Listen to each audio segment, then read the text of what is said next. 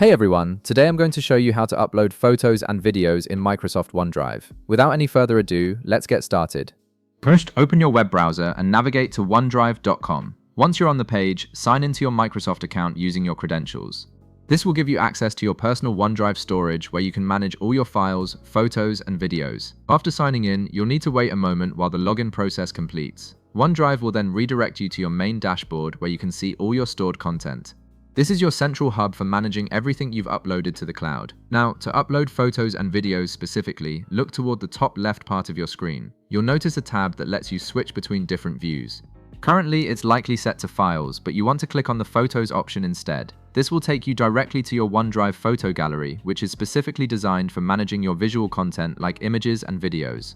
Once you're in the photo gallery view, you'll see an Upload from your device button. Go ahead and click on it. This action will open a File Explorer window on your computer, allowing you to browse through your local files and folders. From here, you can navigate to wherever you've stored the photos or videos you want to upload to OneDrive. In the File Explorer window, simply locate and click on the photo or video you wish to upload.